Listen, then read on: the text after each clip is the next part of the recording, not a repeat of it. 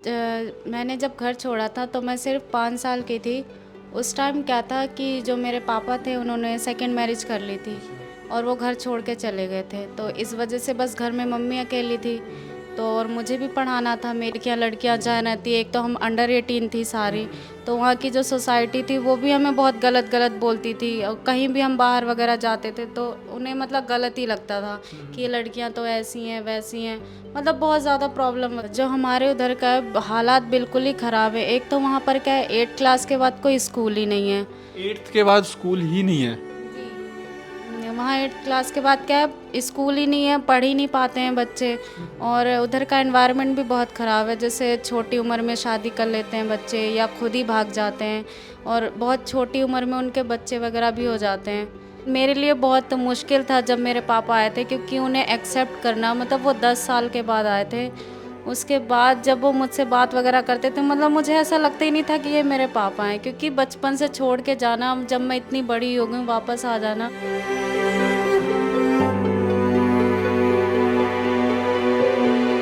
Hello everyone, welcome to our channel. आपने हमारे channel पर बहुत सारी कहानियाँ सुनी होंगी जिनको सुनकर आप सोचने पर मजबूर हो गए होंगे। कुछ कहानियों ने आपको हंसाया होगा तो कुछ ने आपको रुलाया होगा।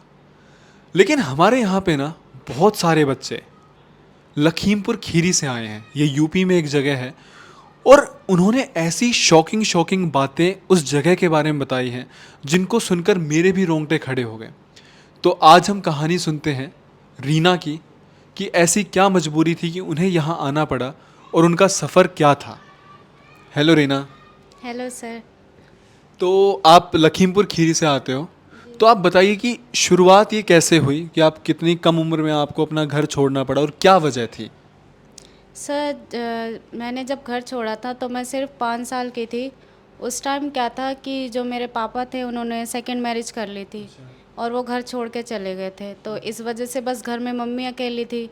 तो और मुझे भी पढ़ाना था, मेरी एक छोटी बहन थी, उनको भी देखना था। और मतलब उस टाइम मेरी फाइनेंशियली कंडीशन मेरी फैमिली की बहुत ही ज़्यादा ख़राब थी, तो उस वजह से मेरे को एक ऑर्फनेज होम मिला दिल्ली में। तो 5 साल की उम्र में आप अकेले आए थे या कोई आपको लेके आया था, कोई छोड़ के गया था। नहीं, जो मतलब मेरी ग्रैंड मदर थी, उनके कुछ कांटेक्ट थे दिल्ली में जो रहते थे हमारे उधर के ही, तो उन्होंने उस होम के बारे में बताया था मुझे उनको, फिर उन्होंने मुझे उस होम में भेज दिया था। और आपकी मदर ने क्या किया फिर, क्योंकि आपके फादर ने दूसरी शादी कर ली थी। तो मेरी मम्मी भी मुझे छोड़ के चली गई थी मेरी नानी के घर, तो घर में सिर्फ मैं थी अपनी दादी के पास, तो इस वजह से मैं होम में आई थी। दादी के पास या नानी के पास। दादी के पास, क्योंकि मैं ना मम्मी के साथ नानी के घर नहीं गई थी, क्योंकि मुझे वहाँ नहीं जाना था, मुझे अच्छा नहीं लगता था वहाँ, और मुझे घर में ही रहना था, इस वजह से। और जो आपकी छोटी बहन है वो कहाँ है। वो अभी तो मेरे साथ ही यहीं पर होम में रह रही है। अच्छा, 5 साल की उम्र में आप दिल्ली आ गए थे। उसके बाद फिर क्या हुआ। उसके बाद मैं 8 क्लास तक तो उस होम में पढ़ी, लेकिन उसके बाद क्या हुआ कि वहाँ पर जो उन्होंने कहा था कि जो आउट ऑफ दिल्ली के बच्चे हैं वो वहाँ पर नहीं रहेंगे। मतलब ये एक एनजीओ ने ये बोल दिया कि आउट ऑफ दिल्ली के बच्चे रहेंगे ही नहीं। जी। और उन्होंने फिर क्या किया। उन्होंने फिर वहाँ से सबको निकाल दिया उस होम से, और फिर सडन अब मैं क्या करूँ, अब अच्छा, मुझे आप मेरे को ये चीज़ एक बार ना थोड़ा डिटेल में बताओ कि मतलब उन्होंने आपको बोल दिया आप जाओ यहाँ से। जी, क्योंकि वो CWC के अंडर में था, तो उन्होंने बोला कि आउट ऑफ दिल्ली के बच्चे नहीं रहेंगे, सिर्फ यहाँ पर दिल्ली के बच्चे ही रहेंगे। तो आपके साथ उस टाइम पे कितने बच्चे थे जिन्हें निकाल दिया गया। वहाँ करीब 40-50 बच्चे होंगे जो आउट ऑफ दिल्ली के बच्चे थे। और उन्हें ये भी नहीं बताया गया कि अब तुम्हें जाना कहाँ है, या बस ऐसे ही निकाल दिया गया। हाँ जी, उन्हें कुछ ऐसा नहीं बताया, या कुछ होम भी नहीं बताया ऐसा कि तुम इस होम में चले जाओ। उन्होंने सिर्फ ये बोला कि आउट ऑफ दिल्ली के बच्चे हो तो तुम कहीं भी जाओ और अपना खुद देख लो तुम। फिर उसके बाद आपने क्या किया। और ये आप बात कर रहे हो जब आप 8th क्लास में थे, कितने साल के। उस टाइम तो 12-13 साल का और बच्चा। आपकी बहन भी आपके साथ में ही थी उसी टाइम पे। नहीं, वो उस टाइम नहीं थी। फिर उसके बाद आपने क्या किया। उस टाइम फिर क्या था, मुझे घर नहीं जाना था, क्योंकि हमारे उधर का एरिया ऐसा है, छोटी उम्र में शादी वगैरह हो जाती है। कितनी छोटी उम्र में। 15-16 की एज में तो हो ही जाती और है। ये आज हम इस ज़माने की बात कर रहे हैं 2023 की। जी। तो इसलिए मुझे नहीं जाना था, क्योंकि अगर मैं घर जाती तो शायद मेरी भी शादी वगैरह हो जाती है, लेकिन मुझे पढ़ना था। और इस वजह से मैंने अपनी मम्मी से रिक्वेस्ट करी कि मम्मी मुझे गांव नहीं जाना है, मुझे मतलब अभी शादी वगैरह कुछ नहीं करना है, तो मुझे पढ़ना है अभी। तो फिर मैंने मम्मी से बहुत ज़्यादा ज़िद वगैरह करी, फिर मैं बाहर रेंट पे रहने लग गई। आप 12 साल 13 साल की उम्र में अकेले रेंट पे रहने लग गए थे? नहीं, कुछ बच्चे जो मेरे होम के थे वो भी मेरे साथ रहते थे, क्योंकि उन्हें भी गांव नहीं जाना था, पता था कि उनकी भी शादी वगैरह करवा दी जाएगी। इस वजह से हम 4-5 फ्रेंड्स थी और साथ में ही हम रहने लगे फिर। और रेंट का खर्चा कहाँ से आता था? रेंट का खर्चा तो स्टार्टिंग में मम्मी ही देती थी, पर बहुत प्रॉब्लम आती थी, खर्चा वगैरह हो नहीं पाता था, रेंट भी नहीं हो पाता था। फिर जो स्कूल में मेरी एक टीचर थी वो मेरी हेल्प करती थी, उन्होंने फिर मेरे को रेंट वगैरह दिया, फिर मैं वहाँ पढ़ाई वगैरह करने लग गई। तो आपने 12 साल से लेके कितने साल की उम्र तक आप वहाँ पे रहे उस रेंट में? मैं 16 साल तक रही। ठीक है। फिर उसके बाद 16 साल के बाद फिर क्या हुआ? 16 साल के बाद क्या हुआ, जब हम रेंट पे रहते बहुत ज़्यादा प्रॉब्लम वगैरह आने लग गई थी, क्योंकि रुपए वगैरह भी नहीं होते थे रेंट पे, और स्टडी के लिए मतलब जो भी मटेरियल चाहिए होता वो भी नहीं खरीद पाती थी।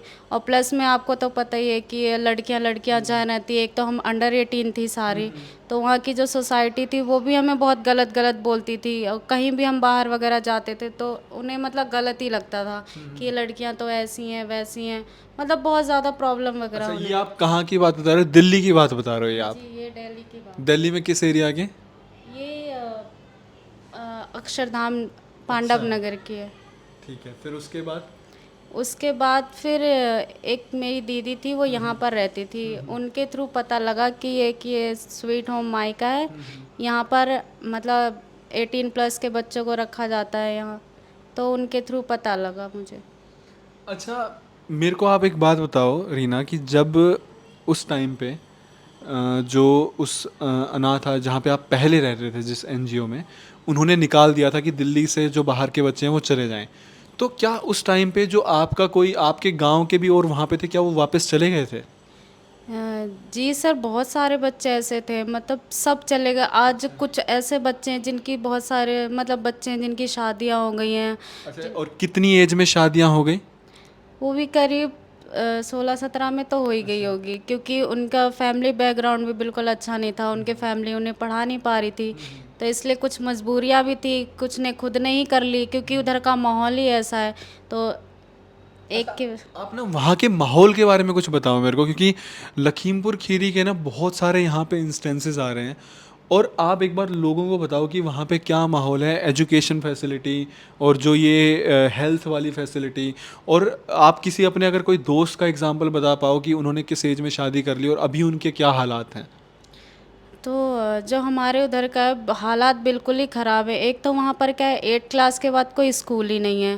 8th के बाद स्कूल ही नहीं है? जी, वहाँ 8 क्लास के बाद क्या है, स्कूल ही नहीं है, पढ़ ही नहीं पाते हैं बच्चे।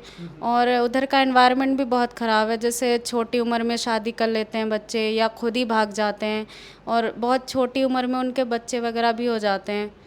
तो अच्छा, एक और चीज़ जो आपने बताया कि आपके पिताजी ने दूसरी शादी कर ली, तो क्या वहाँ पे ये कॉमन है कि जो वहाँ पे लड़के या फिर आदमी रह रहे हैं वो 2-2 3-3 शादियाँ कर रहे हैं? हाँ जी, ऐसा बहुत ही मतलब उधर होता है कि एक शादी करके फिर वो दूसरी शादी कर लेते हैं, और फिर घर भी छोड़ के चले जाते हैं। ऐसा नहीं होता कि अगर हमने सेकंड मैरिज कर ली है तो दोनों को साथ में रखें, लेकिन ऐसा नहीं होता। वो क्या करते, घर छोड़ के चले जाते हैं, फिर उन्हें कोई मतलब नहीं रहता अपने बच्चों से, अपनी बीवी से। ऐसे ही होता है उधर। जिसके साथ मन किया भगा के ले गए, मन किया शादी कर ली, तो क्या ये सारी बातें सच हैं? जी सर, ये बिल्कुल सच है, और मैंने खुद देखा है। जब मैं घर जाती थी तो वहाँ पर ऐसे केसेस देखती थी, और मैंने आपको बताया कि खुद मेरे पापा ने ऐसा किया है, तो ये तो। अच्छा, आप अपने किसी एक ऐसे दोस्त की कोई कहानी बता सकते हो कि जिसने कम एज में शादी कर ली और अभी उसके क्या हालात हैं? हाँ जी, तो मेरी एक फ्रेंड है, वो मेरे साथ ही रहती थी होम में। तो क्या हुआ, जब हमें निकाला गया तो मैं तो बाहर रहने लगी थी, वो भी मेरे साथ कुछ टाइम तक रही, लेकिन फिर उसके पेरेंट्स मतलब उन्हें घर बुला लिया। तो फिर क्या हुआ कि उधर का एनवायरनमेंट ही ऐसा होता है, वो किसी लड़के के साथ रिलेशन में आ गई, और फिर उसको मतलब पता ही नहीं चला ये सब, वो मिलने वगैरह लग गई। फिर क्या हुआ, एक टाइम वो प्रेग्नेंट हो गई और उसे पता शादी से पहले? जी, शादी ही नहीं हुई थी, उससे पहले ही प्रेग्नेंट थी। उस टाइम वो करीब 16-17 साल की ही होगी बस। तो उस टाइम उसको पता ही नहीं चला कि उसके साथ कुछ ऐसा भी हुआ है। मतलब 4-5 महीने बीत गए, उसके बाद उसे पता लगा कि वो प्रेग्नेंट है। तो आज ही उसका एक बच्चा हो गया है और अभी वो ऐसे ही रह रही है। उसकी फैम मतलब कंडीशन भी ठीक नहीं है। मतलब हम 2023 की बात कर रहे हैं, यूपी स्टेट की बात कर रहे हैं कि 15-15 16-16 साल में शादियां कॉमन हैं, भगा के ले जा रहे हैं। अच्छा, वहाँ पे पुलिस वगैरह में कोई कंप्लेन वगैरह कुछ नहीं चलता है? कंप्लेन वगैरह अगर हम लिखवाते भी हैं तो वो इतना ध्यान नहीं देते, क्योंकि उधर ऐसे ही गांव का एरिया वगैरह है, तो उन्हें नॉर्मल ही लगता है कि ये तो सब ऐसे ही करते रहते हैं, तो क्या ही मतलब इतना ध्यान वगैरह वो लोग नहीं देते। देखिए, एक कितना छोटा सा डिफरेंस है कि एक ही एनजीओ में दो बच्चियां रह रही थी। एक लड़की ने हिम्मत की इस समाज के ऑड्स के अगेंस्ट कि भाई मुझे हार नहीं माननी, चाहे लोग कुछ भी सोचें। दिल्ली में वो रेंट पे रही, अक्षरधाम वाले एरिया में, जो कि बहुत ही अच्छा इलाका माना जाता है, और कह रहे कि वहाँ पे लोग गलत नज़रों से देखते थे कि भाई ये लड़कियाँ रह रही हैं, कुछ गलत काम करती होंगी। और वहीं एक जो साथ में लड़की उस एनजीओ में रहती थी, वो वापस गाँव चली गई, शादी कर ली, बच्चा हो गया। आज आप इन दोनों लड़कियों के बीच में आप डिफरेंस देखिए कि कितनी उनकी पर्सनैलिटी में डिफरेंसेस हैं और कितने उनके लाइफस्टाइल में डिफरेंसेस हैं। और ये सब पॉसिबल किसकी वजह से हो पाया? माइका की वजह से, माइका के फाउंडर मिस्टर अविनाश जैन जी की वजह से। उन्होंने एक ऐसी संस्था बनाई जिसे किसी एनजीओ का नाम नहीं दिया, जिसे अनाथ आश्रम का नाम नहीं दिया, इसका नाम रखा माइका, माँ का घर। क्योंकि एक माँ का घर एक ऐसी जगह होती है जहाँ पे एक बच्चा सबसे ज़्यादा सुरक्षित फील करता है। तो उन्होंने इसका नाम दिया माइका, माँ का घर। यहाँ पे करीबन इस टाइम पे 150 महिलाएं या लड़कियां रह रही हैं टोटल। आज तक 5,000 से ज़्यादा यहाँ पे फीमेल्स या गर्ल्स रह चुकी हैं। कई यहाँ से बच्चियाँ पढ़कर अपनी उनकी शादियाँ भी हो गई, बहुत वेल सेटल्ड हैं, अच्छे अच्छे जॉब्स कर रही हैं। बहुत सारी फीमेल्स जिनके ऊपर डोमेस्टिक वायलेंस होता है, जिनके पति शराब पीकर उनको मारते हैं, वो यहाँ पर आ जाती हैं अपने बच्चों को लेकर। ये इकलौती ऐसी संस्था है इस पूरे देश में जहाँ पे एक महिला अपने बच्चे के साथ आकर यहाँ पे रह सकती है। इकलौती ऐसी संस्था है इस पूरे देश में जहाँ पर 18 साल से ऊपर की उम्र की लड़की यहाँ पे रह सकती है, अपनी पढ़ाई कर सकती है, और उस सब का खर्चा मिस्टर अविनाश जैन खुद उठाते हैं। उनकी पढ़ाई में हेल्प करते हैं, उनको शेल्टर प्रोवाइड करते हैं, उनको खाना प्रोवाइड करते हैं 3 टाइम का। और ये अपने आप में बहुत बड़ी बात है। तो मुझे आप उसके बाद बताइए कि जब आप वहाँ रेंट पे रह रहे थे, तो उसके बाद आपको माइका के बारे में कैसे पता चला, कि इस जगह के बारे में? तो जब मैं रेंट पे रहती थी वहाँ पर, मैंने कहा एक मेरी दीदी थी जो यहाँ पर रहती थी, अच्छा। उनके थ्रू मुझे पता लगा कि माइका नाम से भी एक होम है जहाँ पर मतलब उन्हें रखा जाता है लड़कियों को, वहाँ पर हर एक चीज़ प्रोवाइड करी जाती है। फिर मैंने भैया से बात करी, फिर भैया ने बोला कि तुम यहाँ पर आ जाओ। फिर मैं यहाँ पर आई। फिर उसके बाद देखा, क्योंकि जब मैं रेंट पे रहती थी उसके बाद बीच में मैंने उम्मीद ही छोड़ दी थी, क्योंकि वहाँ पर मेरी सिचुएशन इतनी ज़्यादा वो हो गई थी, क्योंकि रेंट देने के लिए मेरे पास एक भी पैसे नहीं होते थे, और मैं इतनी छोटी थी कि जॉब भी नहीं कर सकती थी। उस टाइम मेरा स्कूल था, तो मैं स्कूल जाती या फिर जॉब करती। इस टाइम पे क्या आप अपने जो फादर और मदर हैं उनसे आप कांटेक्ट में हैं फ़िलहाल?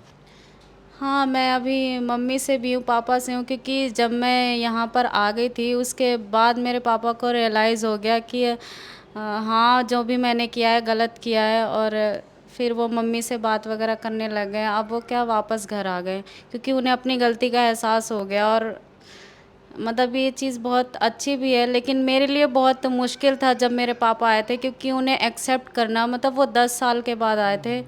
उसके बाद जब वो मुझसे बात वगैरह करते थे, मतलब मुझे ऐसा लगता ही नहीं था कि ये मेरे पापा हैं, क्योंकि बचपन से छोड़ के जाना, जब मैं इतनी बड़ी हो गई वापस आ जाना, तो इसलिए मैं उन्हें क्या स्टार्टिंग में उनसे पापा ही नहीं बोलती थी, क्योंकि मुझे अजीब लगता था, ऐसा लगता था ये सच में मेरे पापा हैं। क्योंकि जब मुझे ज़रूरत थी तब तो उन्होंने साथ नहीं दिया, ना मेरा ना मम्मी का, और अब इतनी बड़ी हो गई हूँ तब आ रहे हैं। लेकिन फिर धीरे धीरे क्या है कि कोई नहीं, अब कम से कम इन्हें अपनी गलती का एहसास तो हुआ है, कितने साल भी हुआ, तो अब सही है, अब नॉर्मल, मुझसे भी सही से बात करते हैं, मम्मी से भी नॉर्मल, मतलब ठीक हो गए हम। अब आपके मम्मी पापा दोनों साथ में रहते हैं? हाँ जी, अब दोनों साथ में हैं। आपका कोई और भाई बहन है? हाँ, मेरी एक बहन है। वो यहाँ पे है या फिर मम्मी पापा के पास में?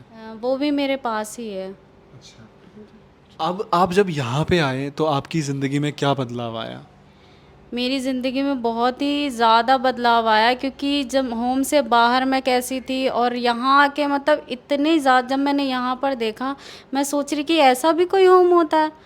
मतलब हाँ, मैं उस होम में रही, लेकिन ये होम बिल्कुल ही अलग है। यहाँ पर हर एक चीज़ प्रोवाइड की जाती है, मतलब हर एक छोटी से छोटी ख्वाहिशें पूरी की जाती हैं।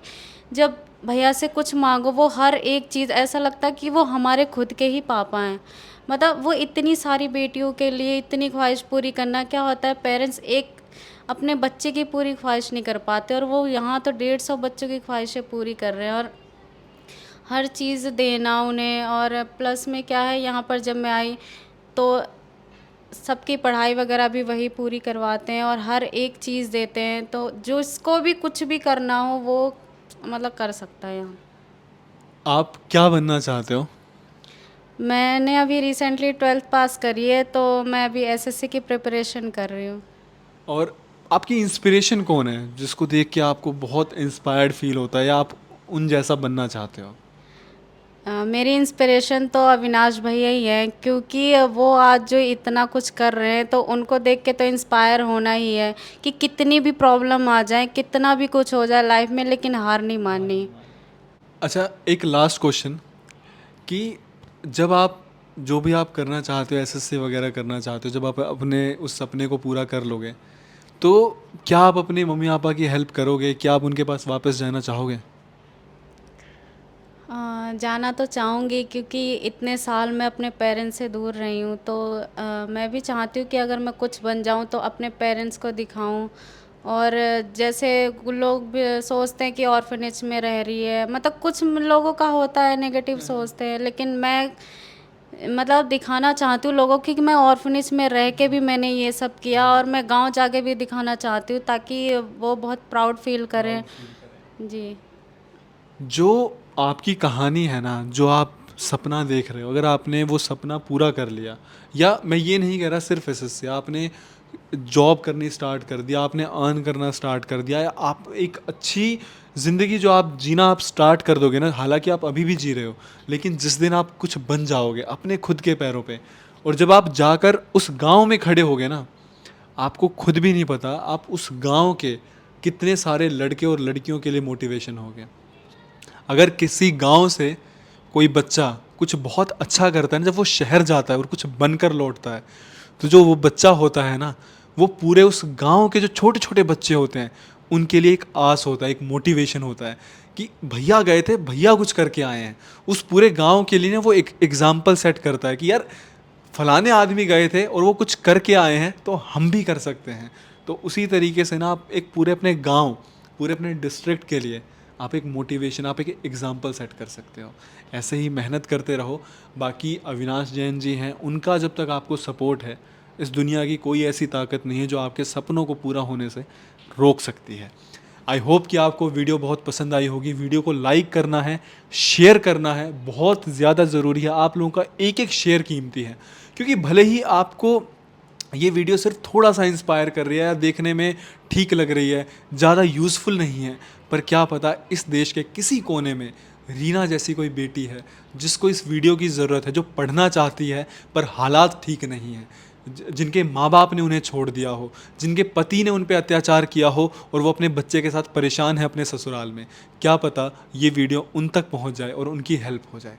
आप लोग ज़्यादा से ज़्यादा इस माइका में आइए, एड्रेस यहाँ पे मेंशन्ड है, यहाँ पे आप विज़िट करिए, अपने बच्चों के बर्थडे सेलिब्रेट करिए, अपनी एनिवर्सरी सेलिब्रेट करिए, या फिर जो भी आपसे हो पाता है अपनी एक कमाई का छोटा सा हिस्सा डोनेट करिए, क्योंकि जितना ज़्यादा आप लोग सहयोग करेंगे, योगदान देंगे, उतना ज़्यादा अच्छी फैसिलिटीज़ इन बच्चों को प्रोवाइड हम कर पाएंगे। शुक्रिया।